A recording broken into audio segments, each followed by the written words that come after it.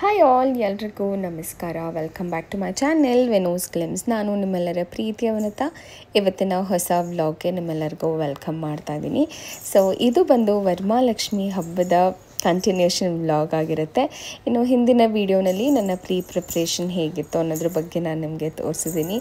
And ಇವತ್ತು ಬೆಳಿಗ್ಗೆನೇ ಪೂಜೆ ಆಗಿದ್ದು ಮತ್ತು ಇವತ್ತಿನ ಕಂಪ್ಲೀಟ್ ಡೇ ಹೇಗೋಯ್ತು ಅಂತ ಹೇಳಿ ನಾನು ನಿಮಗೆ ತೋರಿಸ್ತಾ ಇದ್ದೀನಿ. ಸೊ ಬೆಳಿಗ್ಗೆನೇ ಹತ್ತತ್ರ 4:15 ಅಷ್ಟೊತ್ತಿಗೆಲ್ಲ ಪೂಜೆ ಮುಗೀತು. ಬಿಕಾಸ್ ಇಡೀ ನೈಟ್ ಮಲಗೇ ಇಲ್ಲ ನಾವು ಹೇಳಬೇಕು ಅಂತ ಅಂದರೆ. ಕಂಪ್ಲೀಟಾಗಿ ನೈವೇದ್ಯಕ್ಕೆಲ್ಲ ಇಟ್ಟು ಒಬ್ಬಟ್ಟು ಮಾಡಿಟ್ಟು ಹತ್ತತ್ರ ಒಂದು 5:30-6 ಅಷ್ಟೊತ್ತಿಗೆ ಎಲ್ಲನೂ ರೆಡಿಯಾಗಿತ್ತು. ಆರತಿ ಎಲ್ಲ ಮಾಡೋ ಅಷ್ಟೊತ್ತಿಗೆ ಹತ್ತತ್ರ ಒಂದು 5:30-6 o'clock ಅಷ್ಟೊತ್ತಿಗೆಲ್ಲ ಪೂಜೆ ಆಯಿತು. ತುಂಬಾ ಪ್ರಶಾಂತವಾಗಿತ್ತು. ಫಸ್ಟ್ ಟೈಮ್ ಅನಿಸುತ್ತೆ ಇಷ್ಟು ಬೇಗ ಪೂಜೆ ಆಗಿರೋದು. ಬಿಕಾಸ್ ತುಂಬ ಸತಿ ಅಂದ್ಕೊಳ್ತಾ ಇದ್ದೆ ಈ ರೀತಿ ಬ್ರಾಹ್ಮಿ ಮುಹೂರ್ತದಲ್ಲೇ ಪೂಜೆ ಮಾಡಬೇಕು ಅಂತ ಹೇಳಿ. ಬಟ್ ಟ್ರೈ ಮಾಡಿದ್ರೆ ಆಗ್ತಾ ಇರಲಿಲ್ಲ. ಬಟ್ ಈ ಸತಿ ಅಂತೂ ಆ್ಯಕ್ಚುಲಿ ಇದನ್ನು ಮುಗಿಸ್ಕೊಂಡು ಆಫೀಸ್ಗೆ ಹೋಗಬೇಕು ಅಂತ ನಾನು ಹಿಂದಿನ ದಿವಸ ಪ್ರಿಪೇರ್ ಆಗಿಬಿಟ್ಟಿದ್ದೆ. ಬಟ್ ಅದಾದಮೇಲೆ ರಜಾ ಕೂಡ ಕೊಟ್ಟಿದ್ರು. ಹಾಗಾಗಿ ಆದರೂ ಪರವಾಗಿಲ್ಲ, ಡಿಲೇ ಮಾಡೋದು ಬೇಡ ಅಂತ ಹೇಳಿಬಿಟ್ಟು ನಾನು ಬೆಳಗಿನ ಜಾವ ಪೂಜೆಗೆ ಬ್ರಾಹ್ಮಿ ಮುಹೂರ್ತದಲ್ಲಿ ಮಾಡಬೇಕು ಅಂತ ಹೇಳಿ ಪೂಜೆನ ಮಾಡಿದಂಥದ್ದು. ತುಂಬಾ ಪ್ರಶಾಂತವಾಗಿತ್ತು. ಸಿಕ್ಕಾಪಟ್ಟೆ ಇಷ್ಟ ಆಯಿತು ನನಗಂತೂ.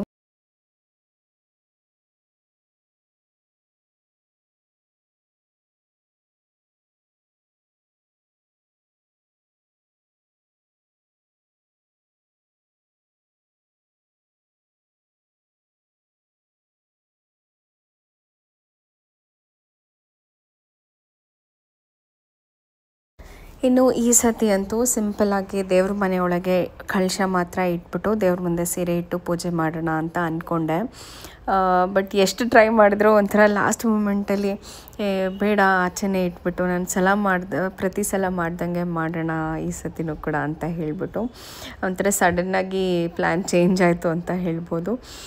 ಸೊ ಆವಾಗಲೇ ಇಮಿಡಿಯೇಟಾಗಿ ನಮ್ಮ ಮನೆಯವ್ರಿಗೆ ಒಂದು ಸ್ವಲ್ಪ ಹಿಂದೆಗಡೆ ಸ್ಕ್ರೀನ್ ಹಾಕ್ಕೊಡಿ ಅಂತ ಅಂದೆ. ಆ್ಯಂಡ್ ಅಮ್ಮ ಅಂತೂ ಕಂಪ್ಲೀಟಾಗಿ ಅಡುಗೆ ತಿಂಡಿ ನೋಡಿಕೊಂಡ್ರು. ಮತ್ತು ದೇವ್ರದ್ದು ಏನೇನು ಬೇಕು ಐಟಮ್ಸು ಅದನ್ನೆಲ್ಲನೂ ವಾಶ್ ಮಾಡಿ ಕೊಡೋದು ಎಲ್ಲ ಅಮ್ಮ ಮಾಡಿಕೊಟ್ರು. ಇಲ್ಲ ಅಂತಂದರೆ ತುಂಬ ಕಷ್ಟ ಆಗ್ತಿತ್ತು. ಇಷ್ಟು ಬೆಳಗ್ಗೆನೇ ಮಾಡಬೇಕು ಅಂದರೆ ಆಗ್ತಾನೇ ಇರಲಿಲ್ಲ. ಆ್ಯಂಡ್ ನನಗೂ ಒಂಥರ ಫುಲ್ಲಿ ಎಕ್ಸಾಸ್ಟೆಡ್ ಆಫೀಸೆಲ್ಲ ಮುಗಿಸ್ಕೊಂಡು ಬಂದು ಮಾಡೋದಕ್ಕೆ.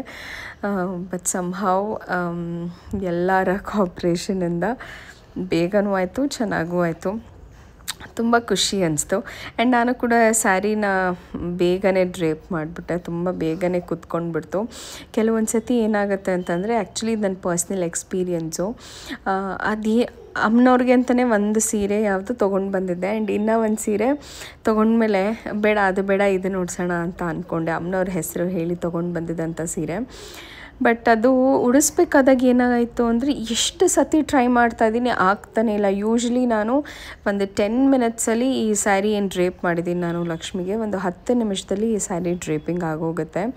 ಬಟ್ ಅದನ್ನು ನಾನು ಹತ್ತತ್ರ 3/4 ಗಂಟೆ ಟ್ರೈ ಮಾಡಿದ್ದೀನಿ ಸ್ಯಾರಿನ ಉಡಿಸ್ಲಿಕ್ಕೆ. ಏನು ಟ್ರೈ ಮಾಡಿದ್ರೂ ಆಗ್ತಾನೆ ಇಲ್ಲ. ಎಷ್ಟು ನೀಟಾಗಿ ಪ್ಲೀಟ್ಸ್ ಮಾಡ್ತೀನಿ, ಏನಾದರೂ ಒಂದು ಮಿಸ್ಟೇಕ್ ಆಗ್ತಾ ಇರುತ್ತೆ. ಇಲ್ಲ ಸೆರಗು ಉಲ್ಟಾ ಬರೋದು ಅಥವಾ ಇದು ಫ್ರಿಲ್ಸ್ ನೆಟ್ಟು ಕೂರ್ತಾ ಇರೋದಲ್ಲೇ ಇರೋದು, ಏನೋ ಒಂಥರ ಅದು ಆಗ್ತಾನೇ ಇರಲಿಲ್ಲ. ಆಮೇಲೆ ಮತ್ತೆ ಅಯ್ಯೋ ಇದು ಯಾಕೋ ಹಿಂಗೆ ಆಗ್ತಾಯಿಲ್ಲ ಕಣಮ್ಮ ಅಂತ ಅಂದಮೇಲೆ ಅಮ್ಮನವ್ರಿಗೆ ಅಂತಲೇ ತಂದಿದ್ದಂಥ ಸೀರೆ ಇತ್ತಲ್ವ, ನೀನು ಅದನ್ನು ತಾನೇ ಅಮ್ಮನವ್ರ ಹೆಸರು ಹೇಳಿ ತೊಗೊಂಡಿದ್ದು, ಅದನ್ನೇ ಉಡಿಸಿ ನೋಡು, ಬೇಡ ಬಿಡು ಈ ಸ್ಯಾರಿ ಅಂತ ಹೇಳಿದ್ರು. ಅದಾದಮೇಲೆ ನಾನು ಅದು ಒಂದೇ ಸತಿ ಪ್ಲೀಟ್ ಮಾಡಿದ್ದು, ಅದು ಹೆಂಗೆ ಕೂತ್ಬಿಡ್ತು.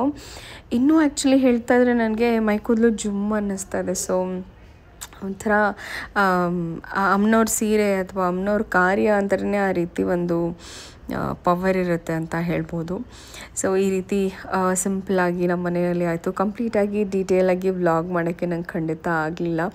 ಎಷ್ಟು ಗ್ಲಿಮ್ಸ್ ಆಯಿತು ಅಷ್ಟು ಮಾಡಿದೆ. ಮತ್ತು ಇನ್ನು ಸಂಜೆ ಕುಂಕುಮಕ್ಕೆ ಹೋಗಬೇಕಿತ್ತಲ್ಲ, ಸೊ ಹಾಗಾಗಿ ಚಿಕ್ಕದಾಗಿ ಒಂದಷ್ಟು ರೀಲ್ಸ್ ಮಾಡ್ಕೊಂಡ್ವಿ. ಮತ್ತು 4 ಜನ ಒಂದು ಪುಟ್ಟದಾದಂಥ ವೀಡಿಯೋಸ್ಗಳು ಮಾಡ್ಕೊಳ್ಳೋದು. ನಾನಂತೂ ಕಂಪ್ಲೀಟಾಗಿ ರೆಡಿಯಾಗಿದ್ದೆ. ತುಂಬ ಚೆನ್ನಾಗಿ ಅನ್ನಿಸ್ತಾಯಿತ್ತು. ನಾನು ರೆಡಿಯಾಗಿದ್ದು ನನಗೆ ತುಂಬ ಖುಷಿ ಕೊಡ್ತು. ನನಗೆ ಪ್ರತಿಯೊಂದು ಹಬ್ಬಗಳಲ್ಲೂ ಈ ರೀತಿ ಟ್ರೆಡಿಷ್ನಲ್ಲಾಗಿ ರೆಡಿ ಆಗೋದು ನನಗೆ ಸಿಕ್ಕಾಪಟ್ಟೆ ಇಷ್ಟ ಆಗುತ್ತೆ. ಇನ್ನು ಪಾಪುಗೂ ಕೂಡ ಇವತ್ತು 6 ಮಂತ್ಸ್ ಕಂಪ್ಲೀಟ್ ಆಯ್ತಲ್ವ, ಸೊ ಆ ಖುಷಿ ಕೂಡ ಇತ್ತು. ಆ್ಯಂಡ್ ನಮ್ಮ ಮನೆಯವರು ಮತ್ತು ಅಚ್ಚು ಇಬ್ಬರು ಟ್ವಿನ್ನಿಂಗ್ ಆಗಿದ್ದರು. ನಾನು ಭೈರವ್ ಟ್ರೆಡಿಷ್ನಲ್ ವೇರಲ್ಲಿ ಇದ್ವಿ. ಒಂಥರ ತುಂಬ ಖುಷಿ ಆಯಿತು. ಈ ಒಂದು ಇವತ್ತಿನ ದಿವಸ ಒಂಥರ ಎಷ್ಟೇ ಎಕ್ಸಾಸ್ಟ್ ಆದರೂ, ಏನೇ ಕಷ್ಟ ಇದ್ದರೂ, ಒಂಥರ ಇಡೀ ನೈಟ್ ನಿದ್ದೆ ಇಲ್ಲ ಅಂದ್ರೂ ಆ ಒಂದು ಏನು ಹೇಳ್ತಾರೆ ಫೆಸ್ಟಿವಲ್ ವೈಬ್ಸ್ ಅನ್ನೋದು ಬಂದುಬಿಡ್ತು ಅಂತ ಹೇಳ್ಬೋದು. ಆ್ಯಂಡ್ ತುಂಬ ಖುಷಿ ಆಯಿತು. ಆ್ಯಂಡ್ ಮನೆ ಹತ್ತಿರದಲ್ಲೇ ಎಲ್ಲರ ಮನೆಗೂ ಕುಂಕುಮಕ್ಕೆ ಹೋಗಿ ಬಂದು ಮಾಡಿದೆ. ಆ್ಯಂಡ್ ಅವತ್ತಿನ ದಿವಸ ಆದಮೇಲೆ ನೆಕ್ಸ್ಟ್ ಡೇ ಇನ್ನೊಬ್ಬರು ಮನೆಗೆ ಹೋಗಬೇಕಿತ್ತು ಕುಂಕುಮಕ್ಕೆ. ನನ್ನ ಕೊಲೀಗ್ ಮನೆಗೆ ಕೂಡ ಹೋಗಬೇಕಿತ್ತು. ನಾನು ಆ್ಯಕ್ಚುಲಿ ಬೇಡಪ್ಪ ಸುಸ್ತಾಗಿದೆ, ರೆಸ್ಟ್ ಮಾಡೋಣ ಅಂತ ಅಂದ್ಕೊಂಡೆ. ಬಿಕಾಸ್ ಸ್ಯಾಟರ್ಡೇ ನಾನು ಮತ್ತೆ ಕಾಲೇಜ್ಗೆ ಹೋಗಲಿಲ್ಲ, ನಾನೇ ಬೇಕು ಅಂತ ಲೀವ್ ತೊಗೊಂಡ್ಬಿಟ್ಟೆ. ಬಿಕಾಸ್ ಟಯರ್ಡ್ ಆಗಿದ್ದೆ, ಒಂದು ಸ್ವಲ್ಪ ರೆಸ್ಟ್ ಬೇಕೇ ಬೇಕು ಅಂತ ಅನ್ನಿಸ್ತಾಯಿತ್ತು ಅಂಥೇಳಿ. ಆಮೇಲೆ ಸಂಜೆ ಮೇಲೆ ಪೂಜೆ ಮಾಡಿಬಿಡೋಣ ಅಂತ ಅಂದ್ಕೊಂಡು ನಾನು ಹಾಗೆ ರೆಸ್ಟ್ ಮಾಡ್ತಾಯಿದ್ದೆ. ನನ್ನ ಕೊಲೀಗ್ ಕಾಲ್ ಮಾಡಿ, ಇಲ್ಲ ನೀನು ಬರಲೇಬೇಕು ಅಂತ ಹೇಳಿಬಿಟ್ಟು ಅಷ್ಟು ಪ್ರೀತಿಯಿಂದ ಕರೆದಿದ್ದ. ನಾನು ಡಿನೈ ಮಾಡೋಕ್ಕೆ ಇಷ್ಟ ಆಗಲಿಲ್ಲ ನನಗೆ. ಸರಿ ಆಯಿತು ಹೋಗಿ ಬರೋಣ ಕುಂಕುಮಕ್ಕೆ ಅಂತ ಹೇಳಿ ನಮ್ಮ ಮನೆಯವ್ರಿಗೂ ಹೇಳಿದೆ. ಸರಿ ಆಯಿತು ಹೋಗಿ ಬರೋಣ ಅಂತ ಹೇಳಿದ್ರು. ಇನ್ನು ನಾನು ಸಿಂಪಲಾಗಿ ಮತ್ತೆ ಸ್ಯಾರಿನ ಹಾಕ್ಕೊಂಡು ರೆಡಿ ಆದೆ. ಅಂದರೆ ಸಿಕ್ಕಾಬಟ್ಟೆ ಮಳೆ, ಅಂದರೆ ಮಳೆ ಶುರು ಆಗೋಯಿತು. ಏನಪ್ಪ ಮಾಡೋದು, ಇಷ್ಟು ಮಳೆ, ಮಳೆ ಜಾಸ್ತಿ ಆಯಿತು ಅಂದರೆ ಟ್ರಾಫಿಕ್ ಕೂಡ ಜಾಸ್ತಿ ಆಗಿಬಿಡತ್ತೆ.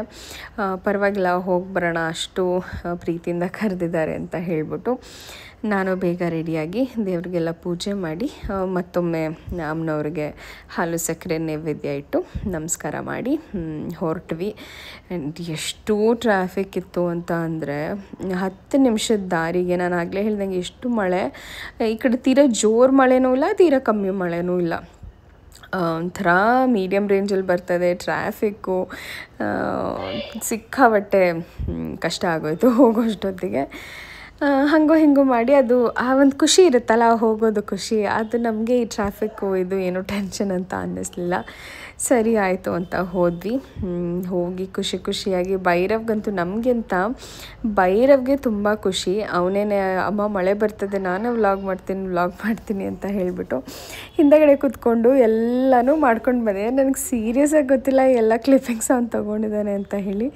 ನಾವು ಆರಾಮಾಗಿ ಕೂತ್ಕೊಂಡು ಏನೋ ಮಾತಾಡ್ಕೊಂಡು ಹೋಗ್ತಾ ಇದ್ದೀವಿ, ಅವನೆಲ್ಲ ವೀಡಿಯೋ ಮಾಡಿಕೊಂಡು ಬಂದಿದ್ದಾನೆ. ಸೊ ಒಂಥರ ಖುಷಿ ಆಯಿತು, ಚೆನ್ನಾಗಿ ಇತ್ತು ಈ ಒಂದು ಡೇ ಅಂತ ಹೇಳ್ಬೋದು. ಇನ್ನು ನಾನು ಯೂಶ್ವಲಿ ಫ್ರೆಂಡ್ಸ್ ಮನೆಗೆ ಹೋಗೋದು ಅದೆಲ್ಲ ಸ್ವಲ್ಪ ಕಮ್ಮಿನೇ. ಇನ್ನು ಮನೆ ಹತ್ತಿರ ಯಾರಾದರೂ ಕುಂಕುಮಕ್ಕೆ ಕರೆಯೋಕ್ಕೆ ಬಂದರೆ ಅವ್ರ ಮನೆಗಷ್ಟೇ ಹೋಗಿ ಬರ್ತೀನಿ. ಸೊ ಅಂಥದ್ರಲ್ಲಿ ಇಷ್ಟು ಪ್ರೀತಿಯಿಂದ ಕರೆದ್ರಲ್ವ, ಹೋಗಲೇಬೇಕು ಅಂತ ಅಂದ್ಕೊಂಡು ಹೊರಟ್ವಿ. ಆ್ಯಂಡ್ ಲಾಸ್ಟ್ ಇಯರು ನಾನು ಅವ್ರ ಮನೆಗೆ ಹೋಗಿದ್ದೆ, ಅವ್ರು ನಮ್ಮ ಮನೆಗೆ ಬಂದಿದ್ದರು. ಈ ಸತಿ ಸ್ವಲ್ಪ ದೂರ ಹೋಗಿಬಿಟ್ಟಿದ್ದಾರೆ, ಅಂದರೆ ಸ್ವಲ್ಪ ಮನೆ ಚೇಂಜ್ ಮಾಡ್ಕೊಂಡು ಹೋಗಿದ್ರು.